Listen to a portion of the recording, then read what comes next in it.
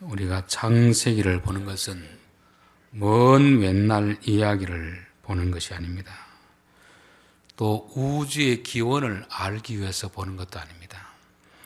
창세기를 기록하는 것은 출애굽한 이스라엘 백성들에게 그들을 구원하신 분이 누구인가 가르쳐 주기 위해서 기록하는 것이고, 또한 오늘 우리들에게 우리가 믿는 하나님은 어떤 분인가를 가르쳐 주기 위해서 기록한 책입니다.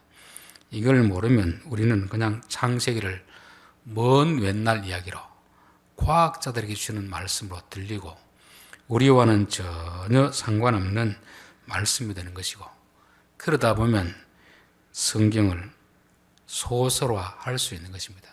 창세기는 지금 당면하에 사는 우리들에게 하나님은 어떤 분인가를 말씀해 주는 것입니다.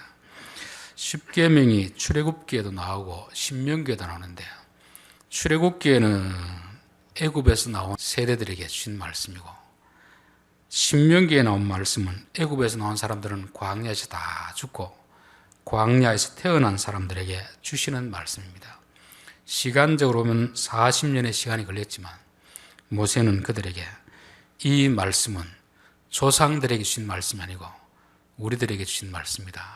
저는 성경의 기록이 언제 되었든지 그거는 상관이 없습니다. 오늘 읽고 있는 그 사람에게, 듣고 있는 그 사람에게 주시는 말씀이 바로 하나님의 말씀입니다. 왜냐하면 성경을 기록하게 하신 성령님은 천년 전이나 지금이나 동일하게 우리 가운데 함께하기 때문에 그렇습니다. 그래서 우리가 창세기를 보면 하나님이 어떻게 우리의 창조 역사를 이루시는지 그 어떤 과정, 방식을 알 수 있게 된 것입니다. 우리에게 창조를 하기 전에 창조 이전의 상태를 먼저 보여주시는 것입니다. 하나님을 믿기 전에 우리의 영혼의 상태가 어땠는가? 혼돈하고 공허했더라. 아무런 틀이 세워지지 않고 텅텅 비어버린 그런 상태에는 복을 담아줄 수도 없는 것입니다. 그래서 먼저 빛을 비추시고 우리 안에 영혼의 빛을 비추시는 거죠. 그리고 이제 틀을 잡아가는 것입니다. 틀을 세우고 집을 짓고 그 안에 이제 필요한 것들을 채우시는 것입니다. 근데 우리는 하나님 복을 주십시오, 이거 주십시오 하는데 우리 안에 있는 버려야 될 것을 먼저 다 버리고 황폐한 상태가 되어야 그 다음에 하나님이 새로운 창조를 시작하는 것입니다. 그래서 틀을 세워 나가시는 것이죠.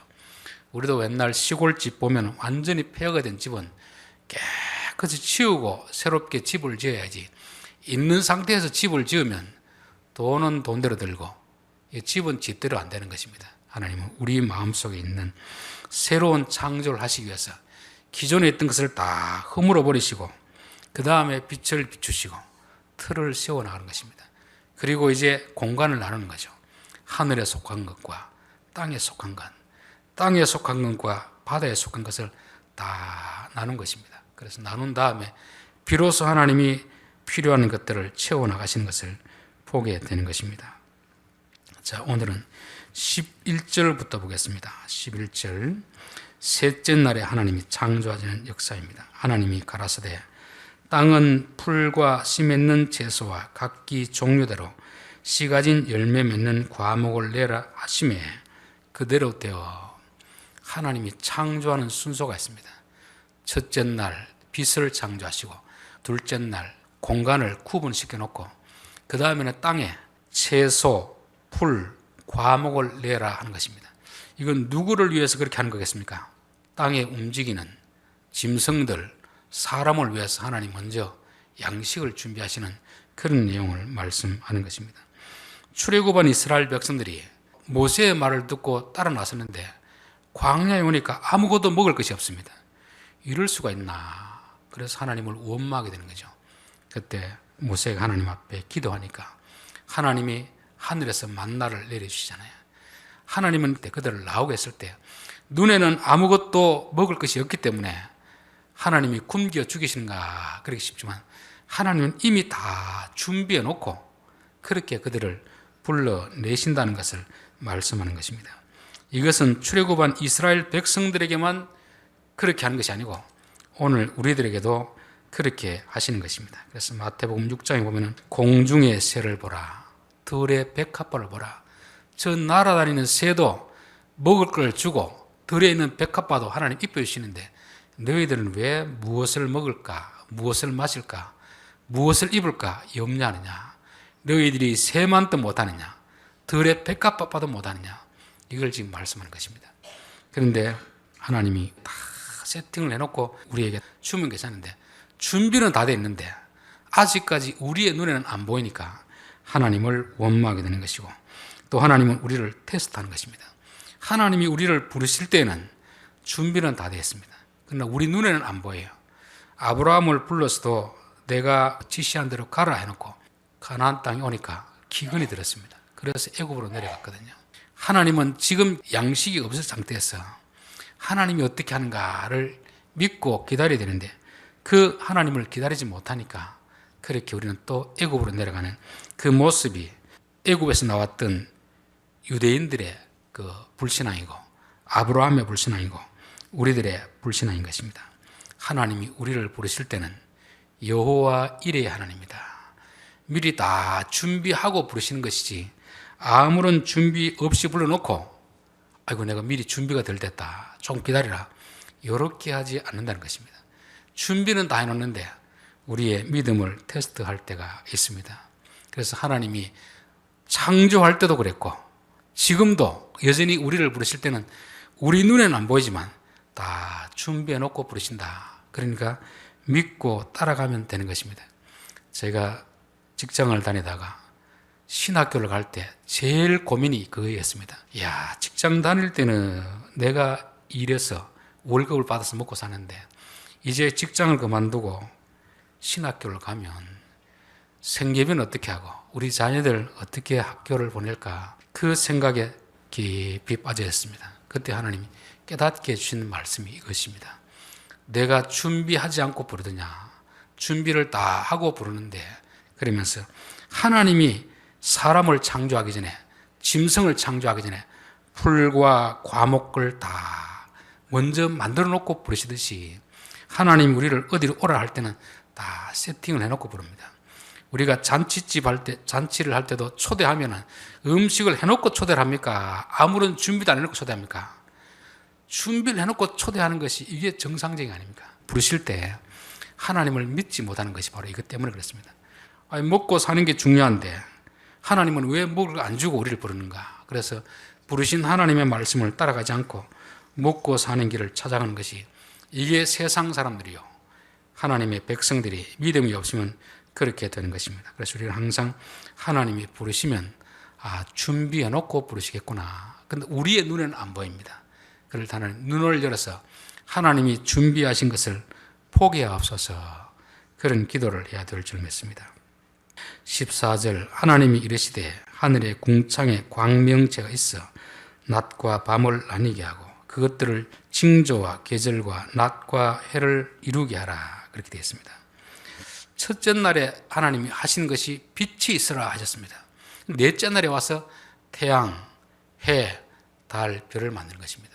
그러니까 과학자들이 앞에 빛은 무엇이고 뒤에 태양은 무엇인가 이걸 가지고 논쟁을 합니다. 원래 과학자들이 보기에는 태양에서 빛이 나오고 달은 그 빛을 받아가지고 우리에게 비춰주잖아요. 그러니까 과학자들이 이게 안 맞다 이렇게 하는데 여기는 지금 과학자들의 그것을 이야기하는 게 아닙니다. 첫 번째 빛은 하나님 자체에서 나오는 그 빛입니다. 그 빛을 받아가지고 그 빛을 감당할 그런 도구들을 만드는 거죠. 그게 태양이고 달이고 별이고 이런 것입니다. 그런데 이스라엘 백성들은 애굽에 살 때는 태양을 신으로 섬겼습니다. 바벨론에 가면 달을 신으로 섬깁니다. 별을 신으로 섬긴 데가 있습니다. 그런 사람들에게 태양이 신이 아니고 달이 신이 아니고 별이 신이 아니고 내가 태양을 만들었다. 그것을 가르쳐주고 싶은 것이지 이 빛과 이 빛이 어떻게 다른가 그거 논쟁하라고 가르쳐주신 말씀이 아닙니다. 우리가 신이라고 생각하는 것들 그거는 신이 아니니까 나를 신으로 섬기라 하는 것입니다. 그래서 애굽에서 그들을 건져낼 때 10가지 재앙을 합니다. 10가지. 피, 개구리, 파리 나중에 마지막 태양 그게 뭐냐면 너희들이 지금까지 신으로 믿고 있던 거 그거는 신이 아니다. 내가 만들었다. 그러니까 그런 것을 섬기지 말고 나를 섬기라 하는 것입니다. 지금도 이제 시골 같은 데 가면 큰 고목나무 밑에서 제사를 지내잖아요. 왜냐하면 그 나무가 신령한 기운이 있다고 보는 것입니다.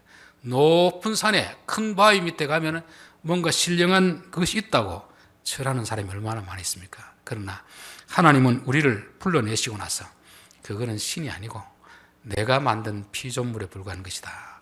우리는 세상 사람들은 어두움 가운데 있기 때문에 빛이 비추지 않았기 때문에 태양도 신으로 섬기고 달도 신으로 섬기고 큰 산의 바위도 신으로 섬기고 마을에 있는 오래된 나무도 신으로 섬기는데 우리는 그거는 신이 아니다.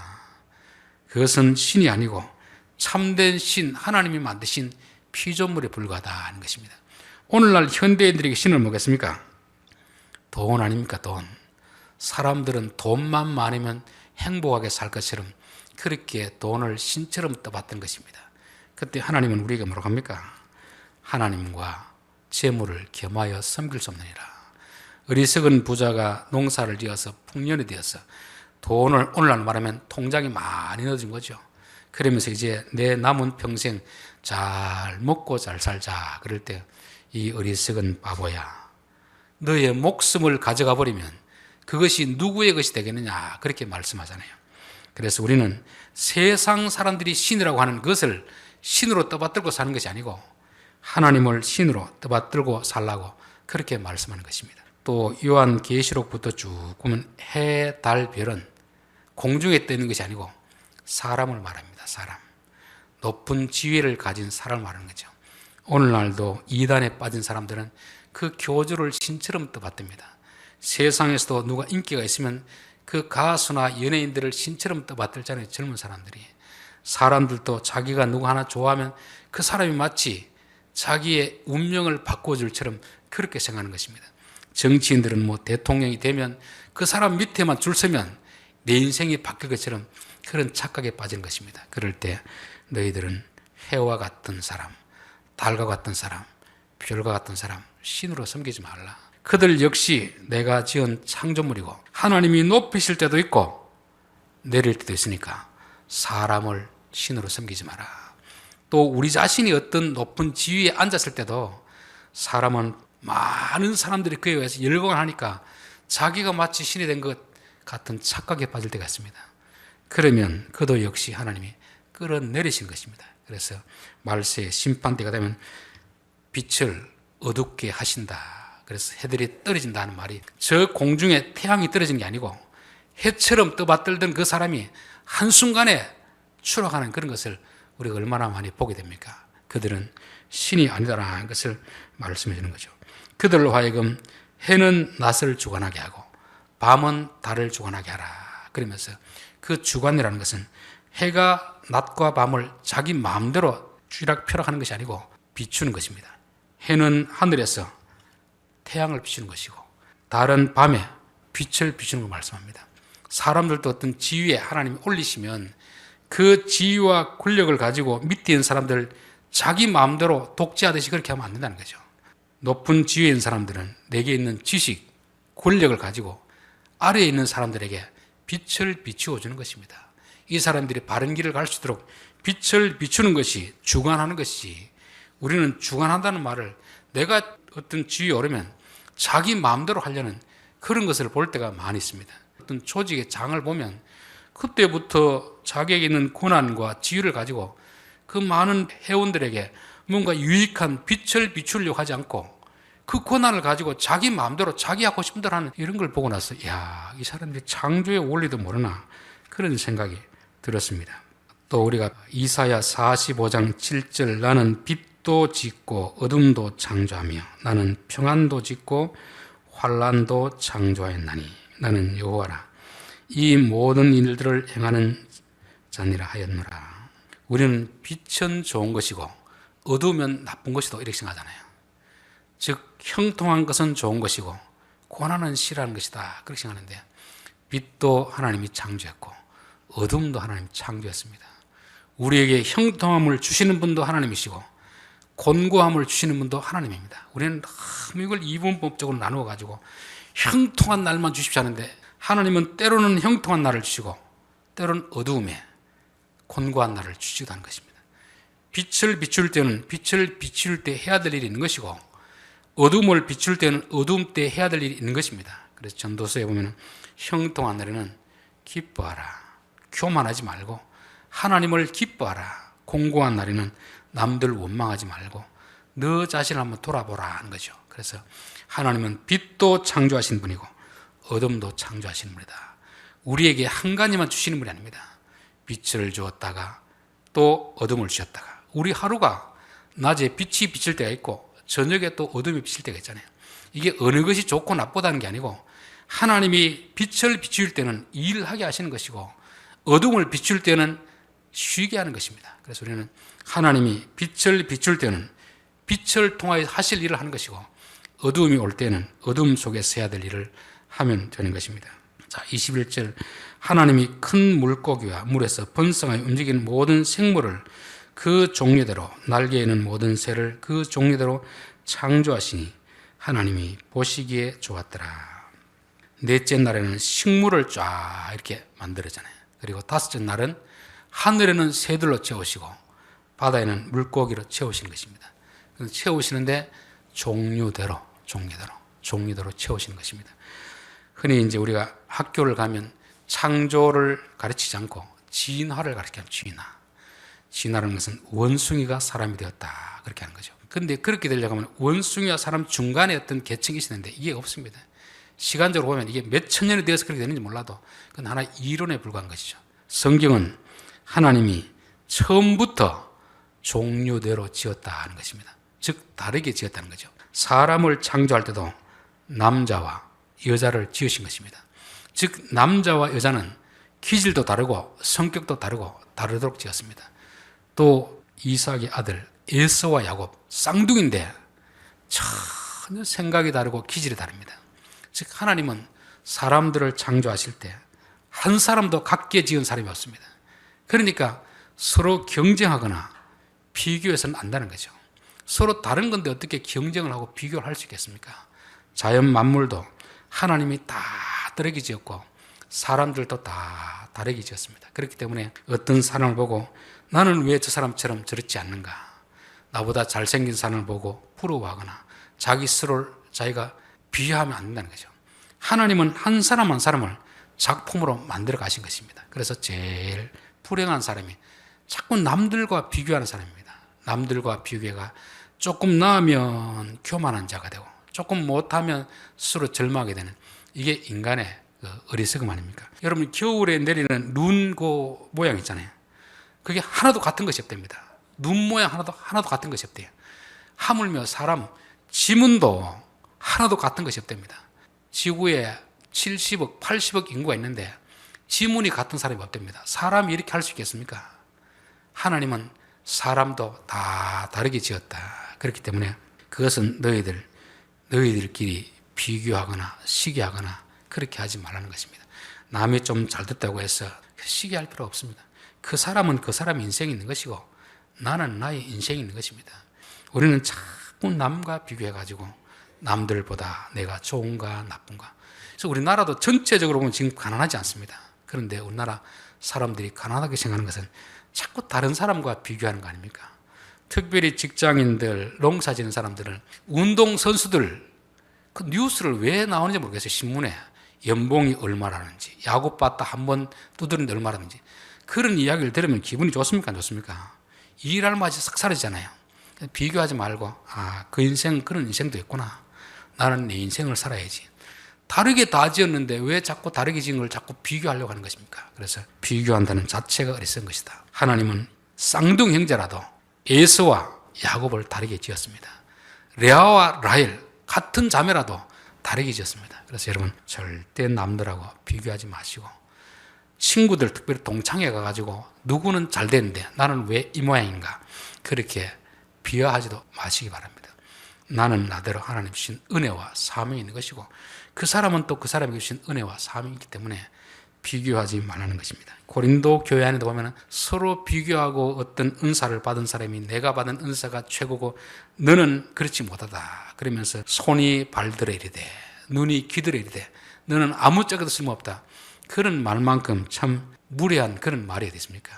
손의 기능이 있고 발의 기능이 있고 눈의 기능이 있고 귀의 기능이 있는데 사람들도 키 큰 사람은 키 큰 사람대로, 작은 사람은 작은 사람대로, 또 예쁜 사람은 예쁜 사람대로, 또 그렇지 않은 사람은 다 하나님이 원하신 계획이 있기 때문에 그렇게 만들었기 때문에 우리 한 사람 한 사람은 남들은 어떻게 볼지 몰라도 하나님은 우리를 보시고 보시기에 좋았더라, 만족해 하는 것입니다. 우리를 만드신 분이 만족하면 지어진 우리도 우리를 보면서 만족해야 되겠습니까? 불평해야 되겠습니까?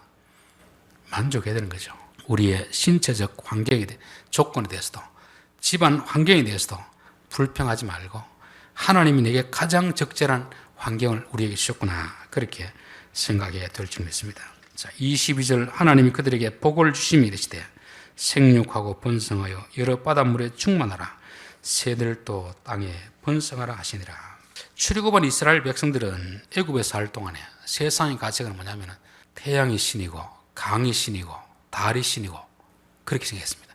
그래서 그들에게 가서 제사를 드리면 복을 주신다고 생각했습니다. 근데 하나님은 내가 너희들에게 복을 주겠다는 것입니다. 세상에 어떤 것들이 복을 주는 게 아닙니다. 어떤 산에 가서 큰 불상 앞에 전한다고 그 돌이 무슨 복을 주겠습니까?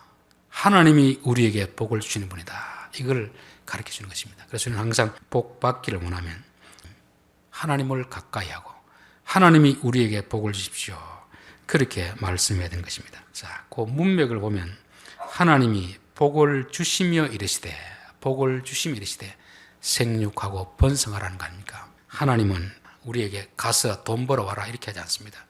너희 가서 이런 일을 해라 이렇게 하지 않습니다. 우리에게 뭘 주시고 복을 주시며 이르시되. 여러분, 달란트 비유에 보면은 그 주인이 너희들 그냥 종들을 내보내면서 열심히 나가서 일해서 돈 벌어라 합니까? 재능 따라서 달란트를 맡기고 일을 하라는 겁니까? 맡기고 일을 하는 거잖아요. 하나님은 우리에게 맨땅에 헤딩을 시키지 않습니다. 복을 주신다는 말은 어떤 일을 시킬 때 그 일을 할 수 있는 능력을 주신다는 것입니다. 그렇기 때문에 우리의 힘으로는 그 일을 못할 것 같습니다. 근데 하나님은 성령이 너희에게 임하시면 너희가 권능을 받고 내 증인이 되리라는 거 아닙니까?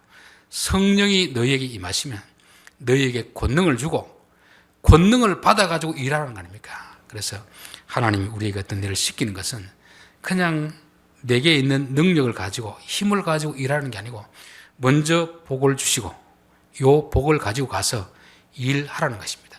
그렇기 때문에 우리에게 진짜 복은 뭐겠습니까? 말씀에 순종하는 것입니다. 말씀에 순종하다 보면 하나님이 주신 복이 무엇인지를 알게 되는 것입니다. 복은 주기는 좋았는데 순종 안 하면 이게 뭔지 어디에 사용되는 건지 전혀 모르는 것입니다. 하나님이 우리에게 복을 주신다는 것은 만약에 돈을 가지고 뭐 자선 사업을 해야 될 사람에게는 그 복이 뭐겠습니까? 돈을 주시면 이르시되, 돈을 주고 그걸 하라는 거지 돈도 안 주고 그렇게 하라는 건 아닙니다. 그래서 복이라는 단어는 대단히 추상적인 것인데 어떤 일을 하다 보면 아하, 하나님이 요 일을 감당할 수 있는 능력을 주셨구나, 그걸 알게 되는 것입니다. 목사로 부른 사람들에게는 하나님이 가르치는 은사를 주시고 목사로 부르지 그렇지 않고 그냥 부르는 게 아닙니다. 그렇기 때문에 그전에는 몰라도 목회를 하다 보면 아하, 하나님 내게 이런 재능을 주셨구나, 하기 전에는 내게 이것이 있는지도 몰랐습니다. 아니, 없었을 수도 있는 거죠. 하다가 보면 아하, 하나님 내게 이것이 있구나를 깨닫게 되는 것입니다. 그래서 진짜 복은 말씀을 순종하는 것입니다. 말씀을 순종하다 보면 하나님이 주신 복이 무엇인지를 알게 되는 것이고 하나님이 주신 능력이 무엇인지 알게 되는 것입니다. 복을 주시며 이르시되 생육하고 번성하라. 자꾸 우리의 삶이 쪼그라드는 게 아니고 자꾸만 번성하게 되는 거죠. 번성. 그 번성은 나를 위해서 하는 게 아닙니다. 다른 사람들에게 빛을 비추게 하기 위해서 하나님이 번성하라는 거죠. 하나님이 주시는 걸 가지고 잘 활용을 하면 하나님이 5달란트 맡은 자들에게는 더 맡기는 것입니다. 2달란트를 주는 자에게는 2달란트를 남기면 또 더 맡기는 것이죠. 1달란트 맡긴 사람은 어떡합니까? 그 주신 복이 뭔지 모르고 땅에 묻어두니까 있는 것마저 다 빼앗기는 것입니다. 여러분, 우리에게 어떤 재능을 주셨는지 우리가 말씀에 순종하기 전까지는 잘 모릅니다. 순종하다 보면 이야, 하나님 내게 이런 걸 주셨구나, 그 주신 것을 가지고 잘 감당하면 하나님께서 더 많은 것을 주시는 것입니다. 자, 결론입니다. 하나님은 우리에게 창조 사역을 할 때 처음 창조하실 때처럼 그런 어떤 과정을 통해서 우리에게 하시는 것입니다. 첫째 날, 둘째 날 다 허물어지고 아무것도 없는 상태에서 먼저 틀을 세워나가는 거죠. 건물을 지어나가는 거죠. 우리로 하여금 필요한 것들을 다 버리게 하시고 이제 하늘에 속한 것, 땅에 속한 것, 이것은 쓸데없는 것, 이거는 쓸데있는 것, 이것을 구분하게 한 다음에 그 다음에 하나님께서 먼저 먹을 것을 주시는 것입니다. 음식을 준비하고 그 다음에 일하는 것이 아무런 음식도 준비하고 일하라는 분이 아니라는 것입니다. 그래서 무엇을 먹을까, 무엇을 마실까 염려하지 않게 되기를 바랍니다. 지금 당장 내게 먹을 끼니가 없더라도 내 눈에는 안 보이지만 하나님은 까마귀를 통해서도 엘리야를 먹이신 하나님 아닙니까? 우리에게 사명이 있다면 사명을 감당하는 자들에게 먹을 것을 주시는구나. 그것을 경험해야 될 줄 믿습니다. 새들도 고기도 사람도 다 다르게 지으셨다. 그렇기 때문에 사람과 사람을 경쟁시키는 것만큼 나쁜 것도 없고 서로 경쟁하는 만큼 바보도 없고 비교하는 만큼 어리석은 사람도 없습니다. 내 인생, 저 사람의 인생 다 다른 것입니다. 재능이 다르고 받은 은사가 다 다르기 때문에 우리도 누군가 잘한다 고래까지 말할 수 있는데 누구보다 잘한다고 말하면 안 됩니다. 다윗이 도망다닌 이유 중에 하나가 왜 그랬습니까? 여인들이 사울은 천천히요 다윗은 만만이라. 설사 재능이 사울이 천이고 다윗이 만이라 할지라도 그 듣는 사람 앞에 비교하면 비교당하는 사람이 얼마나 기분 나쁘겠습니까? 그래서 우리는 절대 사람을 비교하거나 경쟁을 시켜서는 안 된다는 것을 말씀합니다. 각자의 사명이 다 다르다는 거죠. 복은 어디에서 주어지겠습니까? 새해 복 많이 받으십시오. 이 말은 덕담이 될 수 있지만 더 정확한 표현은 하나님이 당신에게 복 주시기를 원합니다. 이렇게 해야 완전한 문장이 됩니다. 그 룻기에 보면 나오잖아요. 종이 주인에게 하잖아요. 여호와께서 당신과 함께 하시기를 원합니다. 여호와께서 당신에게 복을 주시기를 원합니다. 주어가 명확해야 될 거 아니에요. 명확 그렇죠. 그래서 복은 하나님이시고 그 복은 구체적으로 생육하고 번성하라. 우리에게 말씀하시는 그 말씀이 현장에 가면 그것이 어떤 것인지 드러나게 되는 것입니다. 그래서 우리는 항상 하나님이 말씀하시면 내 능력으로는 불가능하지만 하나님이 내가 너에게 주는 복을 가지고 하라는 것입니다. 그 복을 가지고 하다 보면 그 복이 무엇인지 알게 되는 것이고 그래서 저는 복이라는 것은 말씀에 순종할 때 그 자체가 복이 되는 줄 믿습니다. 저는 우리 성도들이 이런 복을 날마다 받아 누릴 수 있기를 바랍니다. 기도하겠습니다.